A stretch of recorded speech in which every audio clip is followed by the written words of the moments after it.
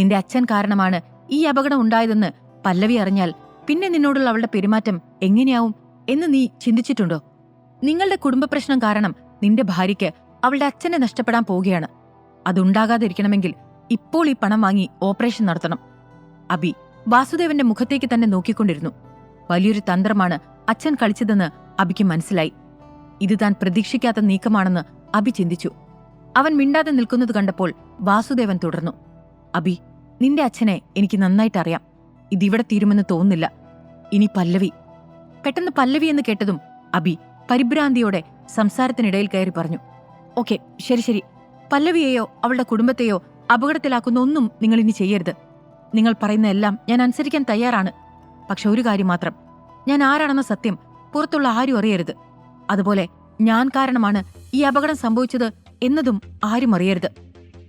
അബിയുടെ മറുപടി കേട്ട് വാസുദേവൻ വക്കീൽ ചിരിക്കാൻ തുടങ്ങി. അപ്പോഴാണ് പെട്ടെന്ന് പല്ലവി അവിടേക്ക് വരുന്നത് അബി കണ്ടത്. അവളുടെ കയ്യിൽ ഒരു ടിഫിൻ ഉണ്ടായിരുന്നു. പല്ലവിയെ കണ്ടതും വാസുദേവൻ അവിടെ നിന്നും പോയി. അബി അപ്പോഴേക്കും ഡോക്ടറുടെ അടുത്തേക്ക് ചെന്ന് ഓപ്പറേഷനു വേണ്ട നടപടികൾ ഇപ്പോൾ പൂർത്തിയാകുമെന്നും ഓപ്പറേഷൻ ആരംഭിക്കാനും പറഞ്ഞു. പല്ലവി അബിയുടെ അടുത്തേക്ക് വന്ന് പറഞ്ഞു, എന്താണ് അച്ഛന്റെ അവസ്ഥ? ആ, ഇപ്പൊ കുറച്ച് സുഖമാവുന്നുണ്ട്. എങ്കിലും പൂർണ്ണമായും മാറിയിട്ടില്ല. ഇതുവരെ കാണാനായിട്ടില്ല. അപ്പോൾ പല്ലവി കയ്യിലുള്ള ടിഫിൻ അവന് നേരെ നീട്ടിക്കൊണ്ട് പറഞ്ഞു, ഞാൻ കുറച്ച് ഫുഡ് ഉണ്ടാക്കിയതാണ്. അച്ഛന് സുഖമായാൽ കൊടുക്കാമെന്ന് വിചാരിച്ച് കൊണ്ടുവന്നതാണ്. നീയും രാവിലെ മുതൽ ഒന്നും കഴിച്ചില്ലല്ലോ. തൽക്കാലം ഇത് കഴിക്കേ. അപ്പോഴാണ് തനിക്ക് വിശക്കുന്നുണ്ടല്ലോ എന്ന് അബിക്ക് ഓർമ്മ വന്നത് തന്നെ. അവൻ വേഗം ടിഫിൻ വാങ്ങി തുറന്നു നോക്കി. അതിൽ ചിക്കൻ ഫ്രൈഡ് റൈസ് ആയിരുന്നു. അബിയുടെ ഏറ്റവും ഇഷ്ടപ്പെട്ട ഒരു ഭക്ഷണമായിരുന്നു അത്. അപ്പോഴാണ് അവൻ പല്ലവി പറഞ്ഞ ഒരു കാര്യം ഓർത്തത്. അച്ഛനു വേണ്ടിയാണ് അവൾ ഇത് കൊണ്ടുവന്നത് എന്നാണല്ലോ പറഞ്ഞത്. പക്ഷെ അങ്കിളിന് ഫ്രൈഡ് റൈസ് ഇഷ്ടമല്ലല്ലോ. അത് പല്ലവിക്ക് അറിയാവുന്നതാണല്ലോ. അപ്പൊ പിന്നെ ഇവളിത് എനിക്ക് വേണ്ടി തന്നെ കൊണ്ടുവന്നതാണ്. തുറന്ന് സമ്മതിക്കില്ലെന്ന് മാത്രം. അബിയുടെ മുഖത്ത് പുഞ്ചിരി വിടർന്നു. അവനത് കഴിച്ചു കഴിഞ്ഞപ്പോഴേക്കും രവിചന്ദ്രനെ ഐസിയുയിൽ നിന്ന് മാറ്റിയിരുന്നു. അതിനിടയിൽ അബിയുടെ ഫോണിലേക്ക് ഒരു കോൾ വന്നു. രമ്യയായിരുന്നു അത്. അബി സംശയത്തോടെ ഫോൺ എടുത്തതും അപ്പുറത്തു നിന്നും ഒരു ശബ്ദം കേട്ടു.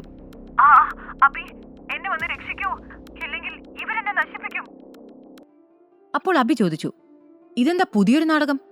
രമ്യ കരഞ്ഞുകൊണ്ട് പറഞ്ഞു, എടാ, നാടകമൊന്നുമല്ല. ഇവിടെ ക്ലബിൽ വെച്ച് ചിലരെന്നെ ശല്യപ്പെടുത്താൻ തുടങ്ങിയതാണ്. അർജുന്റെയും സതീഷിന്റെയും നമ്പറിൽ വിളിച്ച് കിട്ടുന്നില്ല. അതുകൊണ്ടാ വേഗം നിന്നെ വിളിച്ചത്. ഒന്ന് പെട്ടെന്ന് വാ. പെട്ടെന്ന് ആരോ അവളുടെ കയ്യിൽ നിന്ന് മൊബൈൽ തട്ടിയെടുത്ത് താഴേക്ക് എറിഞ്ഞതുപോലെ അബിക്ക് തോന്നി. രമ്യയുടെ നിലവിളിയും ചില ഗുണ്ടകളുടെ ശബ്ദവും അബിക്ക് വ്യക്തമായി കേൾക്കാമായിരുന്നു. ഇന്ന് നീ ഞങ്ങളുടെ കയ്യിൽ നിന്ന് രക്ഷപ്പെടില്ല. ഞങ്ങളുടെ ആഗ്രഹം ഞങ്ങൾക്ക് ഇന്ന് പൂർത്തിയാക്കണം. നിന്നെ രക്ഷിക്കാൻ ആരും വരില്ല. അപ്പോൾ രമ്യയുടെ നിലവിളി അവിടെ ഉയർന്നു. ഗുണ്ടകളെല്ലാം ഉറക്കി ചിരിക്കാൻ തുടങ്ങി. ആ നിലവിളിയും ചിരിയും എല്ലാം അബിയുടെ കാതുകളിൽ വ്യക്തമായി കേട്ടു. അബി വേഗം പല്ലവിയുടെ അടുത്തേക്ക് ഓടിച്ചെന്ന് പറഞ്ഞു, പല്ലവി, എനിക്ക് കുറച്ച് പ്രധാനപ്പെട്ട ജോലിയുണ്ട്. ഞാനൊന്ന് പുറത്തു പോയിട്ട് വരാം. പല്ലവി എന്തോ തിരികെ പറയാൻ ശ്രമിച്ചെങ്കിലും അബി അതൊന്നും കേൾക്കാൻ നിൽക്കാതെ വേഗം അവിടെ നിന്നും പോയി. അബി വേഗം ആ ക്ലബിലേക്ക് എത്തിയപ്പോൾ അവിടെ ആരുമില്ലായിരുന്നു. ആ ക്ലബ്ബ് മുഴുവൻ ശൂന്യമായിരുന്നു. അപ്പോൾ തന്നെ അബിക്കെന്തോ ഗൂഢാലോചന മണത്തു. അവൻ ഹൃദയമിടിപ്പോടെ കുറച്ചുകൂടെ അകത്തേക്ക് നടന്നു നോക്കി. പെട്ടെന്നാരോ പുറകിൽ നിന്ന് ഒരു തൂവാല കൊണ്ട് അവന്റെ മൂക്കും വായും പൊത്തിപ്പിടിച്ചു. അബി സ്വയം രക്ഷപ്പെടാൻ ശ്രമിച്ചെങ്കിലും മെല്ലെ ബോധം കെട്ടു വീണു. അതിനിടയിൽ മുന്നിൽ 2 രൂപങ്ങൾ അവൻ വ്യക്തമായി കണ്ടിരുന്നു. രമ്യയും സതീഷുമായിരുന്നു അത്. മെല്ലെ അവന്റെ ശരീരം തളർന്നു. അവൻ ബോധരഹിതനായി നിലത്തേക്ക് വീണു. പിന്നെ എന്താണ് സംഭവിച്ചത് എന്ന് അബിക്കൊന്നും മനസ്സിലായില്ല. പിറ്റേന്ന് രാവിലെ അബി ഉറക്കമുണർന്നപ്പോൾ തന്റെ മുറിയിൽ കിടക്കുന്നുണ്ടായിരുന്നു. അവൻ അപ്പോഴും തലകറക്കം പോലെ തോന്നി. ഒരു നിമിഷം എന്താണ് സംഭവിച്ചത് എന്നവന് മനസ്സിലായില്ല. പിന്നെയാണ് അവൻ കഴിഞ്ഞ രാത്രിയിലുണ്ടായിരുന്ന കാര്യങ്ങൾ ഓർത്തെടുത്തത്. അപ്പോൾ അബി ഞെട്ടിക്കൊണ്ട് ആലോചിച്ചു, ഞാൻ എങ്ങനെ ഇവിടെ എത്തി? എനിക്കെന്താണ് സംഭവിച്ചത്? രവിചന്ദ്രൻ അങ്കിൾ ഹോസ്പിറ്റലാണല്ലോ. ഞാനിവിടെ അവരുടെ കൂടെ നിൽക്കാതെ ഇവിടെ റൂമിൽ കിടക്കുകയായിരുന്നു എന്നറിഞ്ഞാൽ പല്ലവി എന്ത് വിചാരിക്കും? പക്ഷെ എന്തായിരിക്കും സംഭവിച്ചത്? അതറിയണമല്ലോ. ഇങ്ങനെ ചിന്തിച്ച് അബി ഫോൺ എടുത്ത് രമ്യയെ വിളിച്ചു. രമ്യ ഫോൺ എടുത്ത ഉടനെ അബി പറഞ്ഞു, രമ്യ, എന്ത് കളിയാണ് ഇവിടെ നടക്കുന്നത്? നീ എവിടെയാണ്? ഞാൻ ആ ക്ലബിലെത്തിയപ്പോൾ അവിടെ നീ ഇല്ലായിരുന്നു. ഞാൻ അകത്തേക്ക് കയറിയപ്പോൾ ആരോ എന്നെ ആക്രമിച്ചു. പിന്നെ ഞാൻ അബോധാവസ്ഥയിലായി. ഇപ്പോൾ കണ്ണു തുറന്നപ്പോൾ ഞാൻ വീട്ടിൽ എന്റെ മുറിയിൽ തന്നെ കിടക്കുന്നു. സത്യം പറ, എനിക്കെന്താണ് സംഭവിച്ചത്? അപ്പോൾ രമ്യ അവനെ കളിയാക്കി പറഞ്ഞു, ഞാൻ നിന്നെ വിളിച്ചെന്നോ? നീ ഇന്നലെ ഇന്നലെ വല്ല മയക്കുമരുന്ന് കഴിച്ച് കിടന്നതാവും. രാവിലെ തന്നെ തലയ്ക്ക് വെളിവില്ലാതെ ഓരോന്ന് പറയുന്നുണ്ടല്ലോ. ഞാൻ നിന്നെ എവിടെയും വിളിച്ചിട്ടില്ല. ഞാനിപ്പോൾ പുറത്താണ് ഉള്ളത്. നീ എന്തിനെ പറ്റിയാണ് സംസാരിക്കുന്നത് എന്ന് പോലും എനിക്കറിയില്ല. നിന്നോട് സംസാരിച്ചു നിൽക്കാൻ പറ്റിയ സമയമല്ല ഇപ്പോ. എനിക്ക് കുറച്ച് തിരക്കുണ്ട്. അതും പറഞ്ഞ് രമ്യ ഫോൺ ഡിസ്കണക്ട് ചെയ്തു. പെട്ടെന്ന് ഫോണിൽ ഒരു മെസ്സേജ് വന്ന് കിടക്കുന്നത് കണ്ടു. പല്ലവിയുടെ മെസ്സേജ് ആയിരുന്നു അത്. അച്ഛനിപ്പോൾ സുഖമാവുന്നുണ്ട്. വേഗം തന്നെ ഡിസ്ചാർജ് ഉണ്ടാവുമെന്ന് തോന്നുന്നുണ്ട്. ഞാനിപ്പോൾ ഒരു അത്യാവശ്യ കാര്യത്തിനായി ഓഫീസിലേക്ക് പോവുകയാണ്. അത് വായിച്ച് അബി ഒരു ദീർഘനിശ്വാസം വിട്ടു. അപ്പോഴാണ് അവന്റെ മൊബൈലിൽ വാസുദേവന്റെ കോൾ വന്നത്. കോൾ എടുത്ത അബിയോട് വാസുദേവൻ പറഞ്ഞു, നിനക്ക് താമസിക്കാൻ ഞാൻ ഊട്ടിയിലെ ഹിൽവ്യൂ മാൻഷനിൽ ഒരു വീട് ബുക്ക് ചെയ്തിട്ടുണ്ട്. നിനക്ക് അവിടെ പോയി നോക്കാം. അതിന്റെ ഉടമ ദേവരാജനോട് കാര്യങ്ങളെല്ലാം സംസാരിച്ചിട്ടുണ്ട്. ഹിൽവ്യൂ മാൻഷനെ കുറിച്ച് അബി ഒരുപാട് കേട്ടിട്ടുണ്ട്. അവിടെ ഒരു ഫ്ളാറ്റിന്റെ വില 50 കോടിയിൽ കുറയില്ലെന്ന് അവനറിയാം. പല്ലവിക്ക് അവിടം ഒരുപാട് ഇഷ്ടമാണെന്ന് ഒരിക്കൽ പറഞ്ഞത് അബി ഓർത്തു.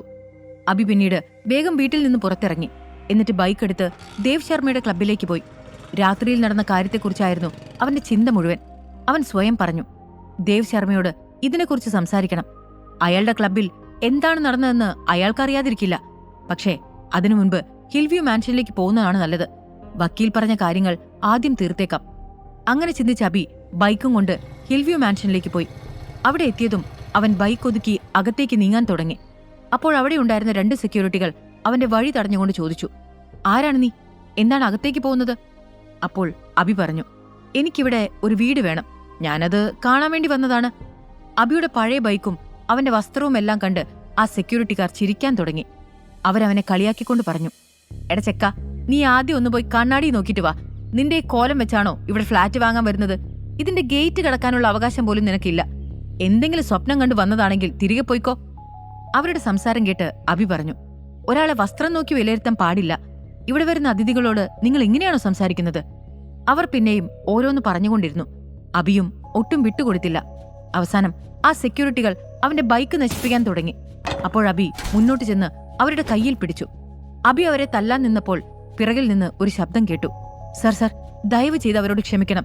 അവർക്ക് വേണ്ടി ഞാൻ മാപ്പ് ചോദിക്കാം. അബി തിരിഞ്ഞു നോക്കിയപ്പോൾ ഹിൽവ്യൂ മാൻഷന്റെ ഉടമ ദേവരാജ് അവിടെ നിൽക്കുന്നത് കണ്ടു. ദേവരാജ് ആ സെക്യൂരിറ്റികളുടെ അടുത്തേക്ക് വന്ന് പറഞ്ഞു, ഇങ്ങോട്ടേക്ക് വരുന്ന അതിഥികളോട് എങ്ങനെയാണ് സംസാരിക്കേണ്ടത് എന്ന് നിങ്ങൾക്കറിയില്ലേ? നിങ്ങളുടെ മുന്നിൽ നിൽക്കുന്നത് ആരാണെന്നറിയുമോ? അപ്പോൾ അബി ദേവരാജിനോട് പറഞ്ഞു, എന്നെക്കുറിച്ച് അവരോട് പറഞ്ഞു കൊടുക്കണ്ട മിസ്റ്റർ ദേവരാജ്. എന്നാൽ ഇവിടെ ഒരു പാവപ്പെട്ടവൻ വന്നാൽ എങ്ങനെ മാന്യമായി പെരുമാറണമെന്ന് ഇവരറിയണം. ദേവരാജ് പരുങ്ങലോടെ പറഞ്ഞു, സർ ഇങ്ങോട്ടേക്ക് വരുമെന്ന് അറിയാമായിരുന്നു. ഞാനത് ഇവരോട് പറയാൻ മറന്നതാണ്. സാറിനുള്ള ഭക്ഷണം റെഡിയാക്കിയിട്ടുണ്ട്. അകത്തേക്ക് വരണം. അതും പറഞ്ഞ് ദേവരാജ് അബി അകത്തേക്ക് കൂട്ടിക്കൊണ്ടുപോയി. അവിടെ ഒരു വലിയ ടേബിളിൽ അബിക്ക് വേണ്ട ഭക്ഷണം എല്ലാം വിളമ്പി വെച്ചിട്ടുണ്ടായിരുന്നു. അബിയെ നന്നായി പരിഗണിച്ചാൽ പിള്ളൈ ഗ്രൂപ്പിൽ നിന്നും തനിക്ക് നല്ല ആനുകൂല്യങ്ങൾ ലഭിക്കുമെന്ന് ദേവരാജ് മനസ്സിൽ കരുതി. ഈ കഥ തുടർന്ന് കേൾക്കുന്നതിനായി ഇപ്പോൾ തന്നെ പോക്കറ്റ് FM ആപ്പ് ഇൻസ്റ്റാൾ ചെയ്യൂ. Link in description.